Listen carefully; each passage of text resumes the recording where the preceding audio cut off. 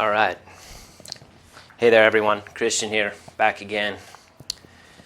Talk to you in this video about illness. And unlike most of the videos, here I'm talking to folks who are brand new. If this is the very first time you've heard me say anything on camera, if this is the first video that you're watching, you've just joined my list and you're getting information from me and you've stumbled across the Pivot protocol, or depending on when you're seeing this, my new IBS protocol.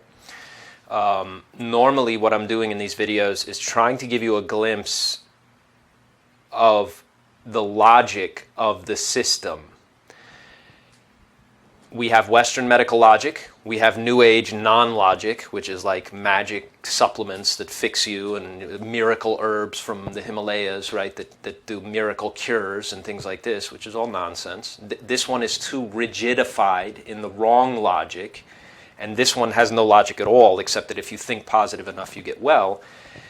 And yet there's this ancient medical system that I stumbled across and that I put together for you and tried to translate, quote, translate, at least conceptually, right, some of the things that I discovered and that made a huge difference when I was going through my own journey with illness, very severe digestive illness, and that I was also learning from a mentor at the time. And so normally in these videos, I'm talking about how that logic works. What is the logic of how your organs, and this is a key concept in my protocols, harmonize your pivotal organs.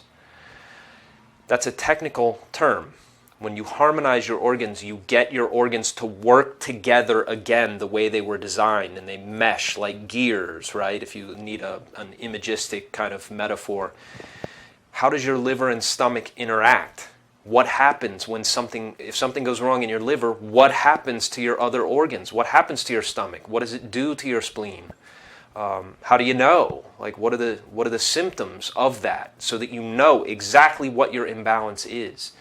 And then right around the horn. So for the four key organs that we're focused on in these protocols: the liver, the stomach, the spleen, and the intestines.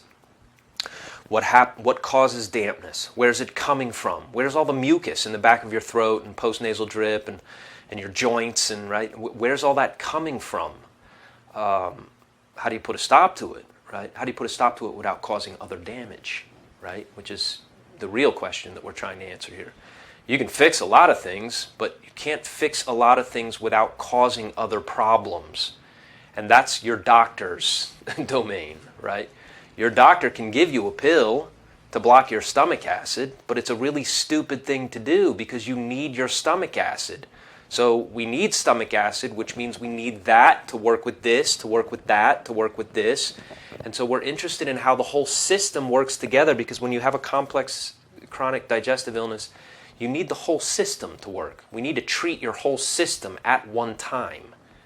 And that's a pretty complex thing to take on. It's not something your doctor thinks about.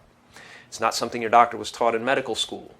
Taking one, miracle New Age supplement or remedy, that some dude just thought up last week and is trying to, sell at $70 a bottle or whatever. That's not a good move either, right? Because obviously if that stuff worked, then everybody would know about it and nobody would be sick. So you need a sophisticated approach, and normally in these videos I'm trying to explain at least some part, some piece, some dynamic about how your organs interact, how they break down, and then how we can put them back together. And it's not all diet, right? Very often what we're doing is we need to look outside of diet to get your pivot to operate the way it's designed to operate, because when it does, you recover. And so really, we're not even trying to heal your illness. We're not even trying to fix your dis-ease. What we're doing is creating in the protocol, we're creating the conditions by which your organs and your whole system can recover on its own. You cannot do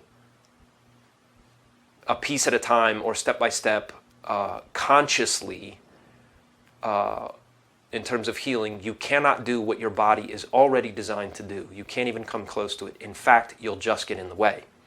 So I'm teaching you to create the conditions whereby your body, which already knows how to heal itself, your body knows how things run.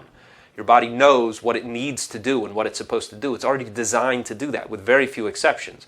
Now, you could have a congenital problem. You could be in a bad car wreck where your organs are so busted up that they no longer work right. But I'm not talking about that.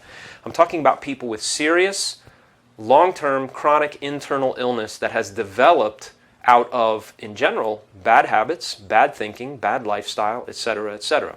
And so normally I'm talking about that in these videos. And in this video, I'm not going to go deeper into that. I'm going to talk about the actual dynamic of illness and what it does to people, what I see clinically that it does to people,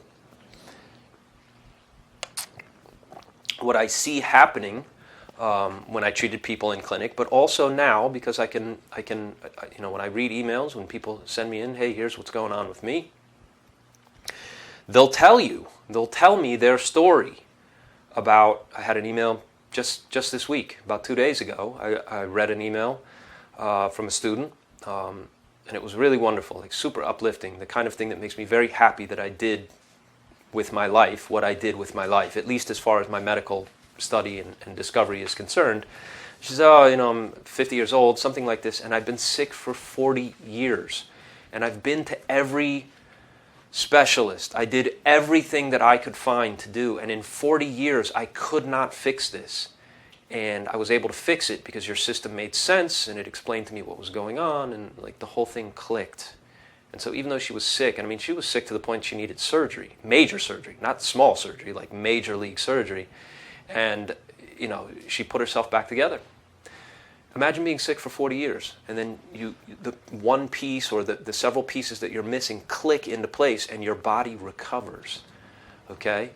But what I want to highlight is how people react when faced with illness. So typically, this is the typical story, and this was my story too. And I'll say right up front, I'm not saying this to beat anybody up. I'm not laying this out to point a finger at you. Okay, there's a difference between being blameworthy and needing to take responsibility. Right? There's a point at which it doesn't matter who's to blame, because at that moment, what matters is, are you going to take responsibility to fix it or not? Right? And for a lot of people, this is where the failing is actually taking place. So typically when people get sick with a chronic internal condition like digestive illness, what happens is you're going along, and usually you're very blissfully ignorant. And here's where you're not to blame. Okay, if you think about the learning and development and the state of understanding of, say, diet and nutrition in the last 40 years.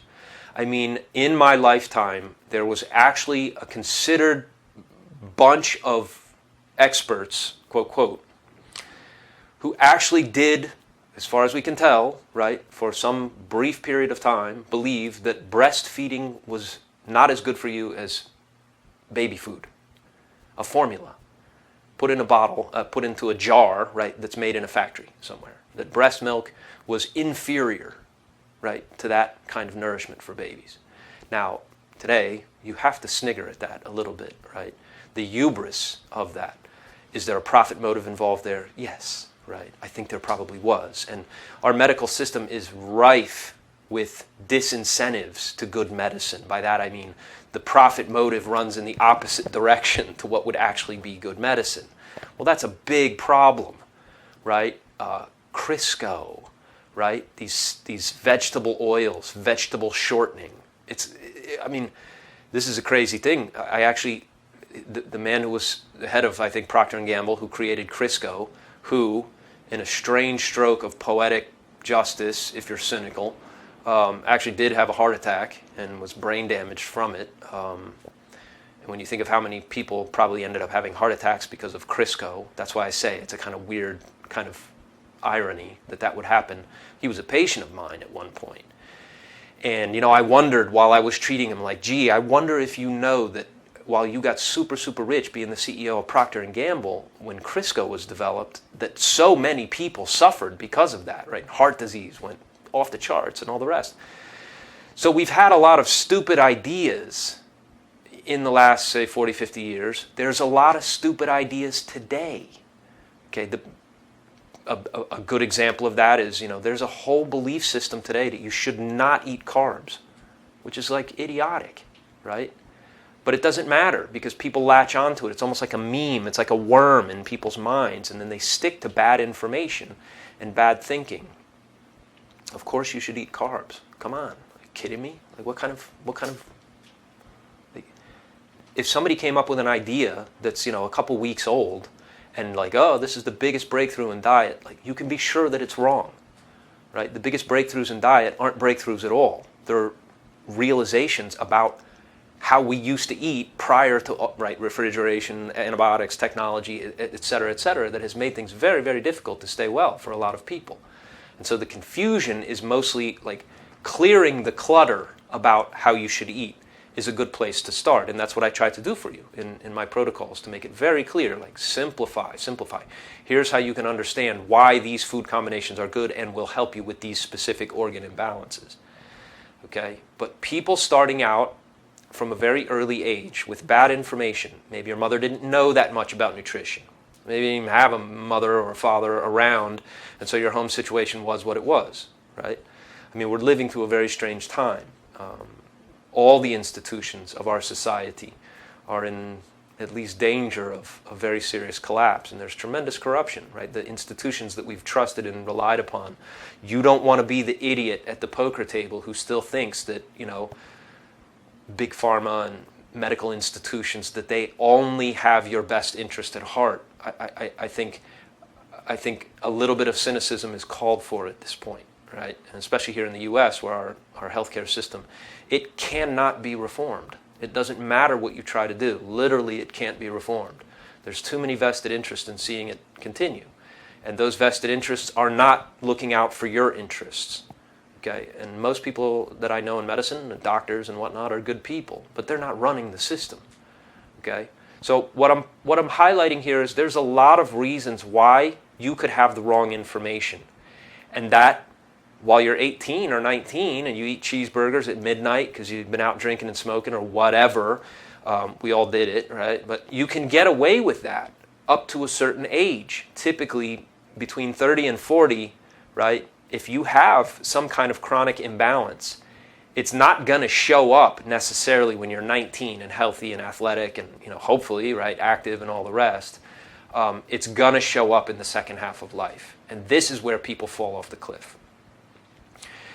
And so what is the significance? When you're faced with a serious diagnosis, a serious chronic illness, you notice, like, wait a second, my sleep is suffering, my abdomen hurts all the time, my elimination's kind of off, I smell bad all the time, right? You're bloated and gassy and all the rest.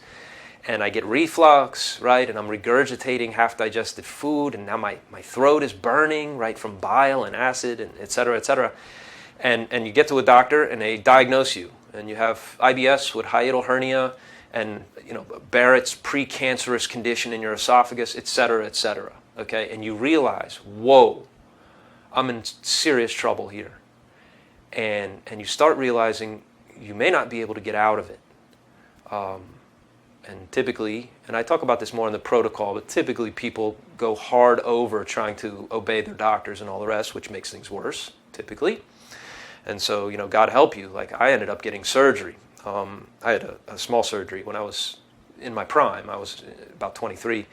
And boy, it really knocked me down, right? And I would not have had that surgery had I known then what I know now. But that's a dynamic that a lot of people go through. You end up getting, hiatal hernia surgery, link surgery, or something for your weak LES, or something like this. You end up getting your bowel resected because you had, inflammatory bowel condition with your Crohn's disease, or something like this. And then the damage is absolutely irreversible. And so, when you're faced with a serious chronic illness, when you have either serious symptoms, with or without a diagnosis from your doctor, or you actually have a no-kidding diagnosis of autoimmune disease, or IBS, or ulcerative colitis, or what have you, any of a number of things that indicate things have gone very seriously wrong inside your body, and that your organs are breaking down, and that you're headed toward very serious, probably a shorter life, quite honestly. Typically, the way people react to that, you're at the fork in the road at that point. When you're sick, you come to the fork in the road. And you can go in the direction of, right, what modern medicine can do for you. Most people learn fairly quickly, especially if you're watching this. You've probably already suspected and come to perhaps even conclude that it doesn't work that well, and it's not really a good option. It's a great emergency medical system, but modern medicine is not good for chronic internal conditions like we're talking about here. And that is not just my opinion, and you're free to disagree with it, and good luck to you if you do, because at some point down the road you'll figure out actually the system is not made to treat anything really other than emergency conditions. And it's great at it, but right, we need a system that helps with, you could take the other fork in the road here, and then you need to navigate your way back to health. Okay, now, the importance of illness is this. A lot of people don't have a digestive disease per se. They don't have an actual problem. Like here I'm talking about most people were not born with, a missing intestine or, missing an organ or their pancreas is shot. I mean, it happens. There are people who have type 1 diabetes because they don't have a pancreas, right? Or it attacked itself when they were a baby, right? And it never developed right. You can have that happen to you, and some people do, and that's a disaster. But it's rare. It's not the common thing. The 80-20 rule here is that 80 to 85, maybe even 95% of people with digestive illness have done it to themselves. They don't have a digestive illness so much as they have a life problem. They have a problem getting their life together. Now, no system, here's the reason I say that, no system in your body is more attuned and susceptible to bad habits, bad thinking, bad information, bad behavior than your digestive system. I guess sleep maybe would come second, but sleep is tied to your digestion, by the way. It's tied to metabolism, right? And so most people, when I say most people have a problem getting their life together, if you had bad information, if you had bad examples, if you developed bad habits, if you never understood how your organs actually work, and then that has brought on your illness, your life can go to hell while you're sick. Because think of it, medical bills and missing work, and you're miserable, and you're embarrassed to go out because you smell, and you're like disgusting, and your guts are all rotten inside, and you have inflammatory bowel conditions, so your joints hurt, so you can't go out and dance and enjoy yourself. Whatever, right? You can't live the kind of life that you want, and you're miserable, which means you're headed into not just anxiety, but like full-blown depression, like, oh my God, I'm never going to heal from this, right? My life is over. And so getting your life back together happens by getting your health together and vice versa. Getting your life back together is what returns your health. So you start that with proper information. You start it with understanding even what good habits are. I mean, I had patients with type 2 diabetes who came into my clinic and told me, as if they were pleading for approval of some kind, that, hey, I've only had one big gulp soda today. And it's like, but your kidneys are failing. Why are you having soda at all? And it took me a while when I was treating people like this. It's like, do you know how awful it is to die of diabetes? You can't possibly understand what that entails, because if you did, why would you be coming in asking for my approval that you've only had one large soda today? So there are people whose lives are so not together that they don't even get what it is that they're doing wrong. And they've never seen good examples of proper good behavior, of getting their life together. And I could say a good deal more about it. Again, we're living through a very strange time, a time that requires a lot of thinking for yourself. And I try to be the kind of influence that allows you and prompts you and promotes you through the logic of the pivot system, if you will, that you can internalize this logic about how your body actually works.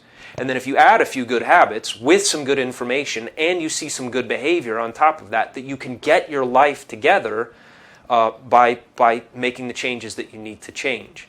But for a lot of people, getting their life together is a non-question until they are confronted with serious illness. A lot of people will not do what they need to do until they're actually confronted with, oh my God, I'm probably going to die from this, and it's going to be horrible, and I'm not going to see my kids grow up, or I'm not going to see my grandkids, or whatever. And so, what illness does to people, and you have to look at this as a net positive. If you're in a really dark place right now, and your life you're really hurting, and your life is upside down because you're so sick and you don't know how you're going to pull yourself out of it, one of the things you can do to help yourself, right, is to take your life seriously in this manner, right? To understand that, hey, I'm going to put my life together. I'm going to take maximum advantage of the opportunity that this guy has put in front of me. The pivot protocol and the IBS protocol, this system of thinking has helped tens of thousands of people have come across it in the last few months. And really in about 24 months since I launched it. I did this in clinic for a lot of years, and then I just got tired of doing it one person at a time. And I said, we'll try this online and see if people can get it. And it's just been an overwhelming success, as people who have been through it would tell you. And I post a lot of their comments and testimonials on the website.